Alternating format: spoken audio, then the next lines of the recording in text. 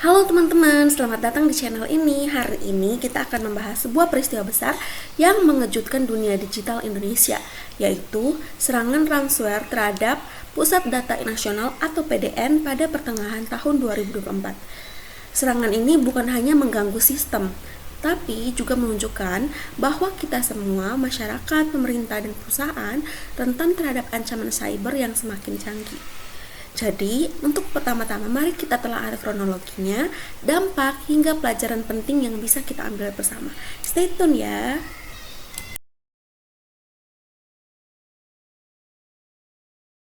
Oke teman-teman, pertama-tama mari kita ketahui terlebih dahulu apa itu Pusat Data Nasional atau PDN. Jadi, Pusat Data Nasional atau PDN adalah tempat penyimpanan digital yang digunakan oleh berbagai instansi pemerintah, mulai dari kementerian, lembaga negara, hingga pemerintah daerah untuk menyimpan data dan menjalankan layanan publik secara online. Nah, contohnya ada paspor, visa, ada pelayanan administrasi pendudukan, pajak, bea cukai, hingga BPJS dan sistem keuangan negara. Nah, PDN ini seharusnya menjadi jantung pusat data nasional, sehingga ketika diserang akan menyebabkan kelumpuhan. Dan hal inilah yang terjadi pada Juni 2024. Jadi teman-teman, serangan cyber ini terjadi pada 27 Juni 2024. Sejak pagi hari, beberapa layanan publik mulai mengalami gangguan teknis.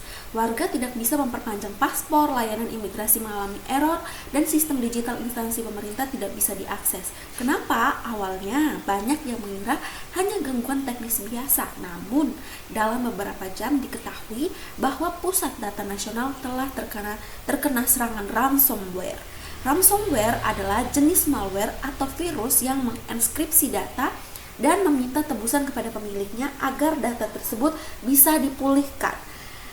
Varian yang digunakan dalam kasus ini berwarna BrainSeeper, sebuah turunan dari ransomware terkenal yaitu Lockbit 3.0.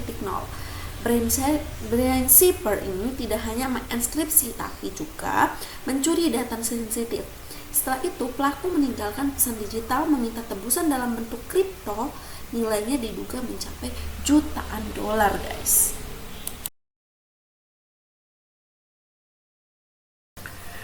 Dampaknya langsung terasa di seluruh Indonesia. Ada beberapa efek serius yang terjadi, antara lain sistem imigrasi tidak berfungsi, masyarakat tidak bisa mengakses layanan paspor dan visa, website beberapa kementerian dan lembaga down selama berhari-hari, pengelolaan data perpajakan dan bea cukai terganggu, ada kekhawatiran bahwa data pribadi milik jutaan warga Indonesia bocor dan dijual di dark web. Tak hanya itu, layanan penting seperti SIM online, BPJS, hingga sistem pengadaan barang dan jasa juga terkena dampaknya.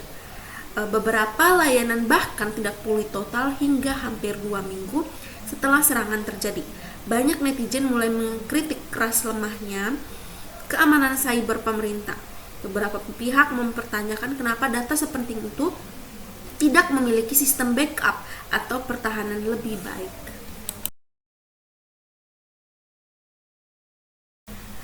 Oke, jadi sampai saat ini kita masih bertanya-tanya siapa di balik serangan ini. Jadi, menurut informasi sampai saat ini pelaku di balik BrainSeeper belum teridentifikasi secara pasti. Namun, banyak analis keamanan cyber menduga kelompok ini berasal dari luar negeri karena tools yang digunakan berasal dari jaringan ransomware global yang dikenal sangat canggih.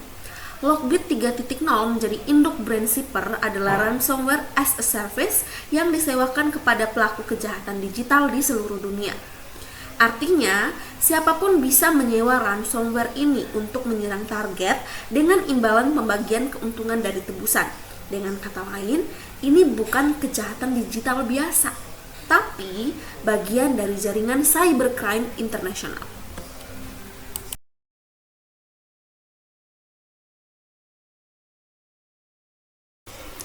Nah, di sini aku akan menjelaskan ada beberapa kelemahan sistem dan kritik publik. Yakni setelah serangan ini, banyak pengamat menyoroti berbagai kelemahan pada sistem PDN. Beberapa catatan penting antara lain tidak ada sistem backup real time yang terpisah dari sistem utama. Yang kedua, kurangnya audit keamanan berkala.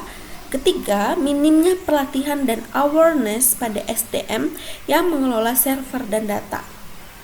Lebih dari itu, banyak pihak menyayangkan belum disahkannya rancangan Undang-Undang Keamanan dan Ketahanan Cyber atau RUU KKS yang sudah lama digodok tapi belum juga rampung. RUU ini dianggap bisa memberikan kerangka hukum lebih kuat untuk menangani dan mencegah serangan cyber semacam ini terjadi kembali, guys. Oke guys, itulah tadi pembahasan mendalam tentang serangan ransomware ke pusat data nasional yang menjadi salah satu insiden cyber terbesar dalam sejarah Indonesia. Semoga kasus ini bisa membuka mata semua pihak akan pentingnya keamanan data dan kesiagaan digital. Kalau kamu punya pendapat atau pengalaman soal keamanan digital, kita bisa diskusi di kolom komentar ya guys. Bye-bye. Terima kasih.